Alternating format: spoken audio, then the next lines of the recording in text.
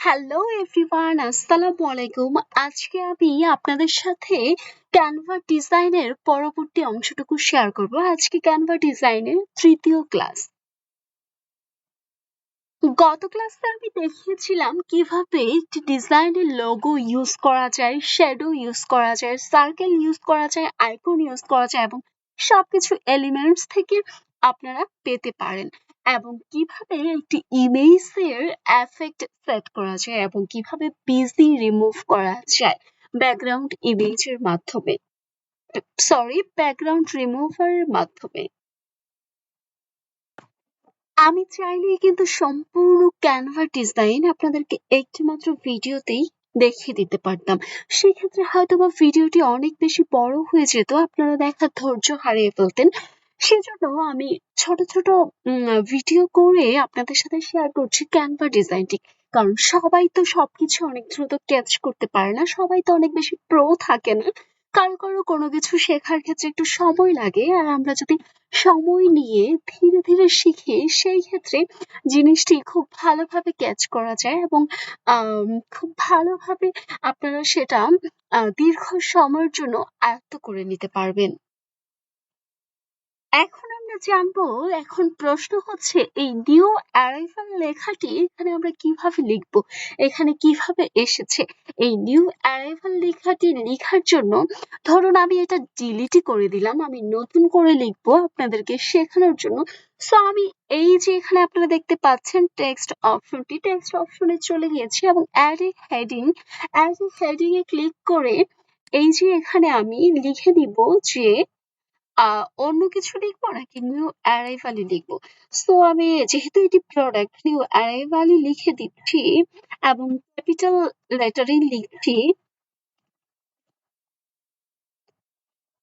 ওকে, তো এখানে আমি নিউ অ্যারাইভাল লিখে নিয়েছি এবং এর সাইজটি যদি ছোট করতে চাই সেই ক্ষেত্রে আমি এই যে এখান থেকে লেখাটির সাইজ প্রয়োজন অনুযায়ী ছোট করে নিচ্ছি। অ্যান্ড লেখাটি চাইলে এখান থেকে বোল্ডও করতে পারবো, ইটালিকও করতে পারবো এবং হচ্ছে লেখাটির নিচে আন্ডারলাইনও দিতে পারবো, যে যেটা পছন্দ করেন। বাট আমি ইটালিক্স এবং আন্ডারলাইন ইউজ করছি না, জাস্ট বোল্ড করে নিয়েছি। এখন লেখাটিকে এভাবে টেনে ধরে নিয়ে ওপরে বসিয়ে দিব, পছন্দ মতো প্রয়োজনীয় জায়গায় বসিয়ে দিব। শুধু তাই নয়, আপনারা কিন্তু অ্যাড সাব হেডিংও অ্যাড করতে পারেন। ছোট ছোট লেখা থাকে না অনেক সময়, অনেক ডিজাইনে ছোট ছোট লেখার ক্ষেত্রে আপনারা এই যে ad title bit of body টেক্সটও ইউজ করতে পারেন। ঠিক এভাবেই আপনারা বিভিন্ন ধরনের ডিজাইনে লেখা অ্যাড করবেন। লেখা অ্যাড করার এই একটি অপশনই আছে। এই ভিডিওতে আপনাদেরকে আরো একটি জিনিস শিখিয়ে দিই। আমি এখানে এই সার্কেলটা, এই শ্যাডোটা রাখবো না, এটা ডিলিট করে দিয়েছি, ভাল লাগছে না। এই যে এখানে আপনারা যেটা দেখতে পাচ্ছেন শুজের নিচে, এটা কিন্তু একটি শ্যাডো। এই এলিমেন্টস এ গিয়ে কিন্তু এই শ্যাডোটা আনা হয়েছে এবং এটাকে হচ্ছে শো লেয়ার্স এ গিয়ে শুজের লেয়ারটা উপরে এনে এই লেয়ারটা নিচে দেওয়া হয়েছে। আপনাদেরকে একটু দেখিয়ে দিচ্ছি।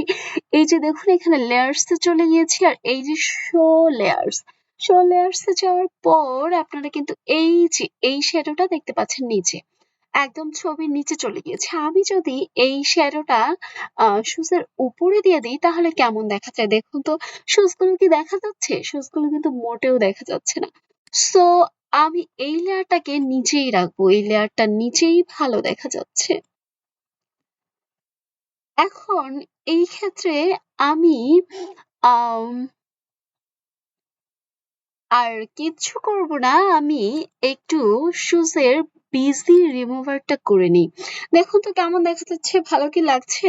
একদমই ভালো লাগছে না। সো এটা রিমুভ না করি, এটা এভাবেই থাকুক।